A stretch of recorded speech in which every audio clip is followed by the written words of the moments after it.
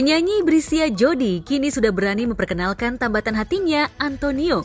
Wanita yang karib disapa Jody itu pun mengajak sang kekasih ikut dalam sebuah acara. Semburat kebahagiaan terpendar di wajah keduanya. Apalagi, sejak putus karena cinta, Jody tak pernah lagi terlihat menggait pria. Lantas benarkah Antonio menjadi pilihan tepat Jody saat ini?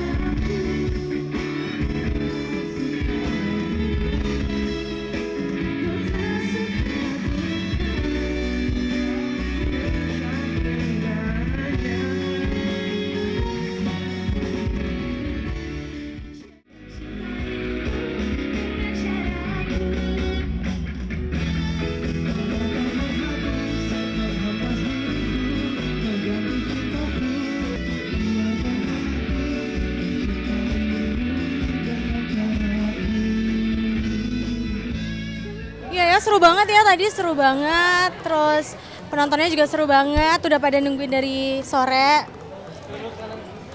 Pokoknya hari ini fun banget karena banyak Berisha Lova yang datang juga.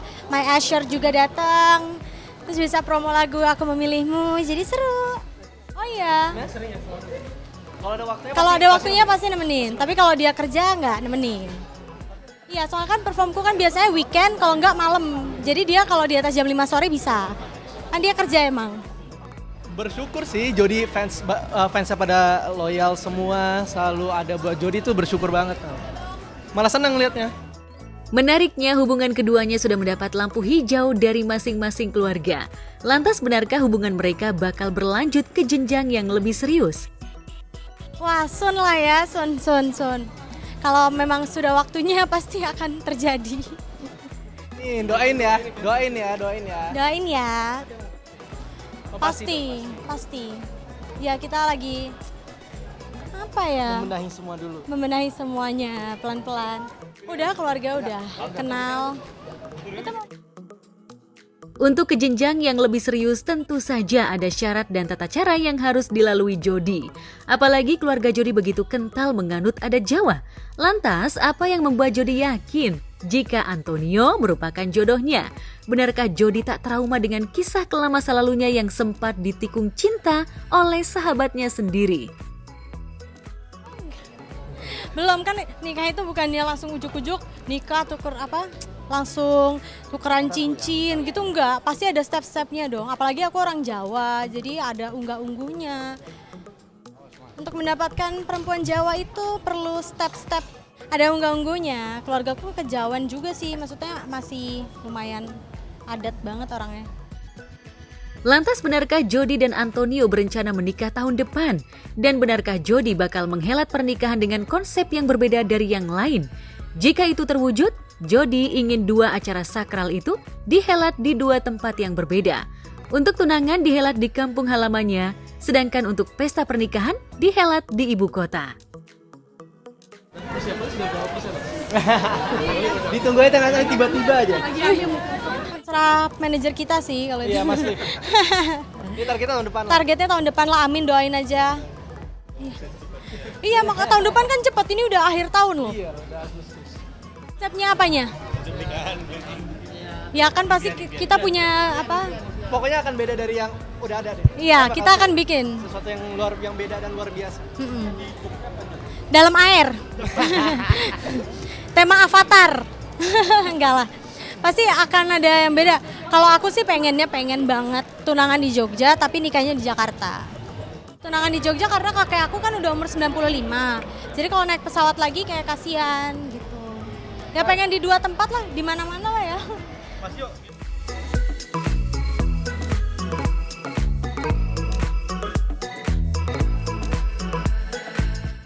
Jika Jody dan Antonio tahun depan bakal menghalalkan hubungannya di altar pernikahan, lain halnya dengan Prilly Latukonsina yang hingga kini masih betah menjomblo.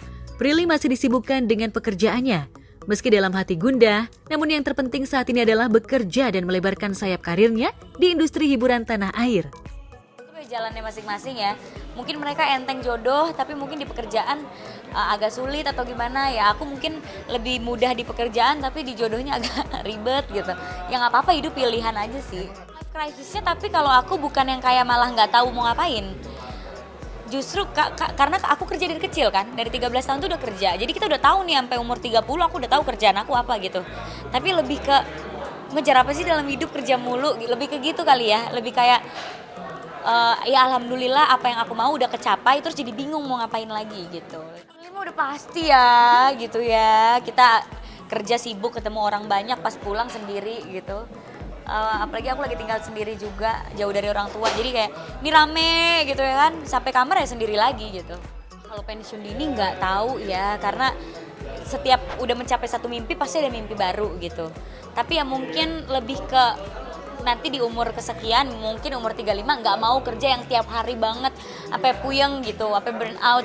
Maunya mungkin lebih kayak bisa santai, lebih bisa ngelakuin apa yang aku suka, lebih banyak waktu buat diri sendiri. Tapi kalau pensiun dini nggak tahu sih. Aku sih soalnya senang kerja.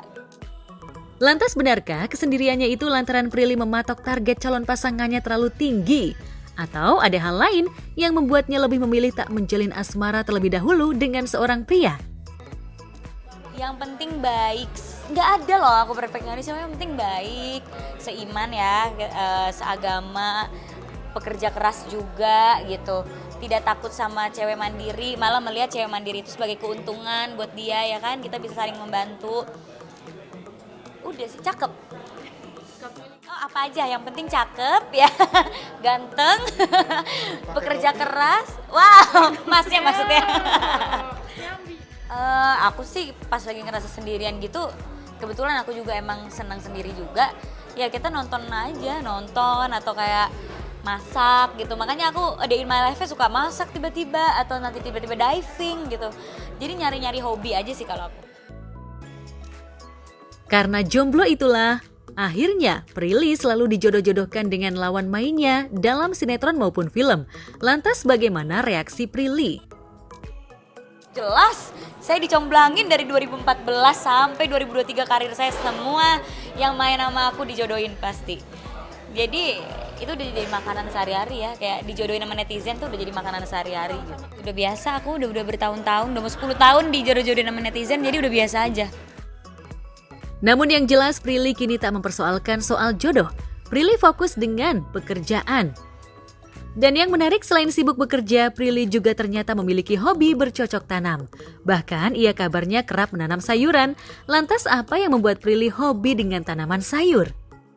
Itu hobinya mama sih. Kalau aku nggak bisa sebenarnya. Jadi aku cuma ya udah ditanemin sama tukang kebun, pas panen baru aku ambil dan aku masak gitu. Tapi itu hobinya mama sebenarnya.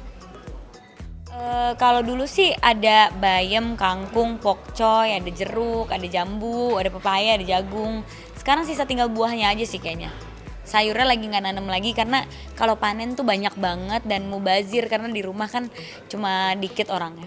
Itu mau lah ya, itu udah pasti mau banget gitu, punya waktu buat keluarga, kita ibadah bareng atau pergi bareng gitu. Rencananya sih pengennya tahun depan, makanya tahun depan aku lumayan mengurangi pekerjaan, kan di 2023 ini udah kayak muka aku semua nih. Mari kita di 2024 istirahat sejenak gitu.